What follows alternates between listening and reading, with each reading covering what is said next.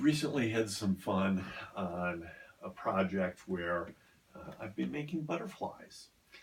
And I got the idea from a great book by Kathy Wise called Intarsia, Woodworking for Beginners. It has 25 projects, uh, some very unique projects. I've only done the one so far, but I found it quite fascinating, and it has given me ideas for other projects as well. So I think a very good book that leads to ideas. Um, Great thinking by Kathy. Anyways, take care, be well.